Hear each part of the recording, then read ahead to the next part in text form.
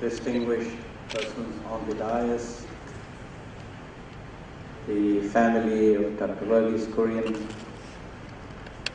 Mr. Kohli, and other guests. I am indeed honored to be here today and to participate in this happy occasion. I must say I was very moved by the story of Dr. Verghese Kurian, and in some ways, as importantly, by the wonderful narration of Mr. Tom Moulter. If you want to bring life into any narration, it requires a certain passion, certain skill, and certain enthusiasm. And all the three were present in the work of Mr. Tom Moulter.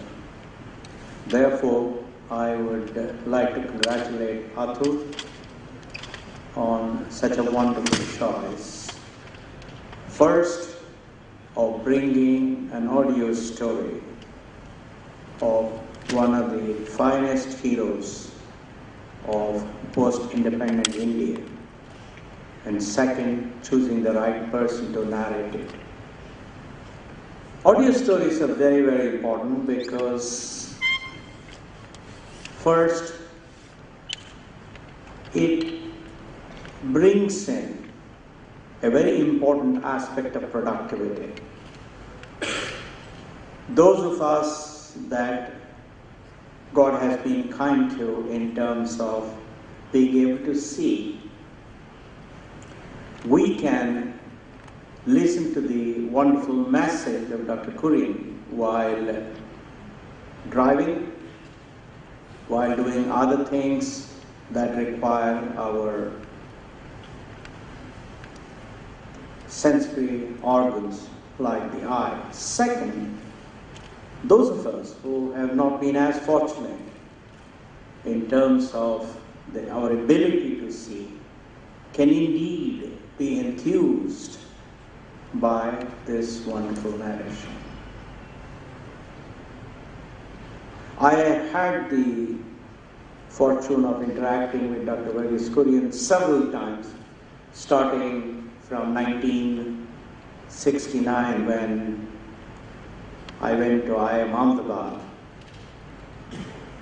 The last interaction I had with him was when he was kind enough to come to Bangalore to Infosys, when Queen Beatrice of Netherlands was visiting us, and the Queen wanted a panel discussion with IT, the White Revolution, and the Green Revolution as the three sub-themes about the progress of India.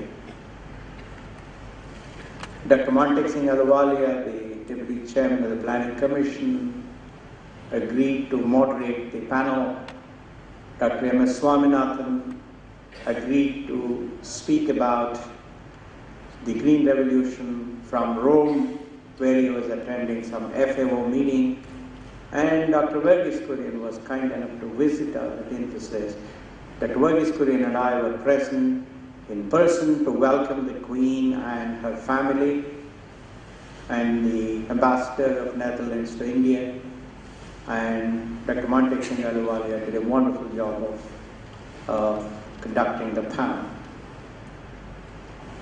Dr. Kurian's energy, enthusiasm, his commitment, his passion were very, very clear in how he articulated the story of India's White Revolution in a short period of 10 minutes. And of course, Dr. Swaminathan did an equally brilliant job of talking about the Green Revolution. Dr. Kurian's story is a story of inspiration, a story of courage, a story of commitment, a story of enthusiasm, a story of idealism, and a story of vision.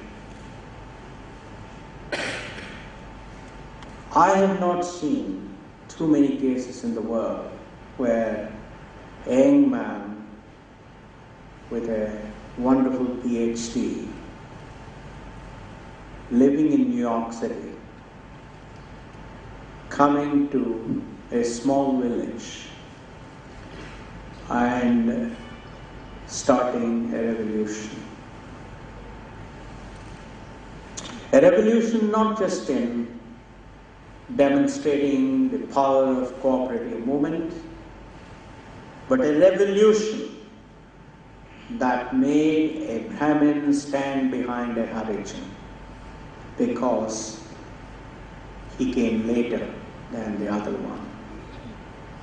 A revolution that transcended religion, caste, and class. A revolution that demonstrated that it is possible in India to cut the middleman and bring the power of teamwork, the power of collaboration, the power of regulation and rules, and the power of scalability. A revolution that made India number one in milk from nowhere. A revolution that brought the marginalized in the society to lead a reasonably prosperous but confident, enthusiastic, hopeful, and happy life. Folks, this is the story that every young man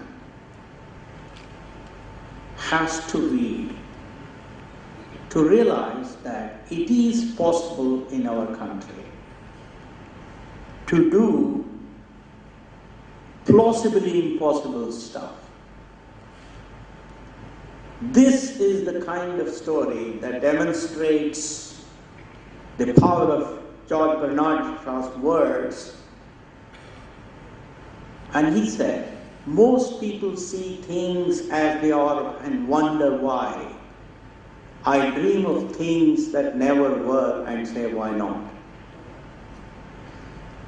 This truly is an extraordinary, rare case in India that made these words of George Bernard Shaw, later adopted by late Robert Kennedy, possible. Therefore, as my friend Shashi Tharoor said, if this country does not stand up, salute, and respect people like Dr. Kurian by awarding him a Bharat Ratna, I don't know who else deserves it.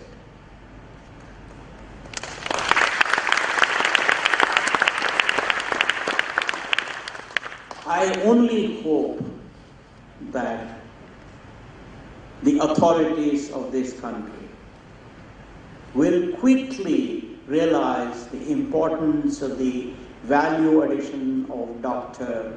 M.S. Swaminathan and Dr. Varghese Kurian, the two architects of India's two most important revolutions, and then acknowledge the country's gratitude to them.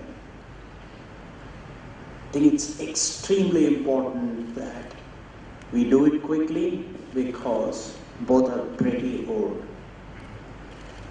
And if you don't show your gratitude when people can sense that, then it is no gratitude at all. Therefore, doesn't matter, we may have n number of problems, we may have n number of issues, we may have many, many things that make us sad. But let us have a day of joy, a day of celebration, a day of gratitude by our authorities standing up and saluting Dr. Kurian and Dr. Swaminathan, saying that here are two set of people living amongst us. It is not Mahatma Gandhi. When I speak about Mahatma Gandhi to my children, they are very excited, they appreciate, they are happy, but they are still sad because they are not able to see Mahatma Gandhi. So this is the time when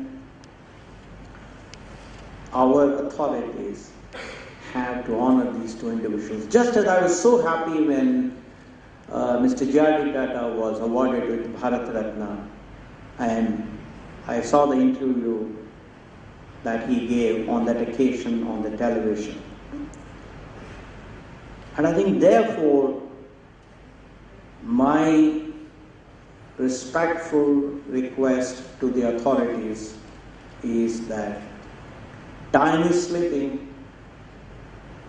These two rare architects of India's two finest revolution are amongst us. Let's not lose time. Let's show our respect, our gratitude, because a civilized society is one which shows gratitude to people that make a difference to it. Let's operate, let's conduct ourselves as a civilized society. Thank you very much.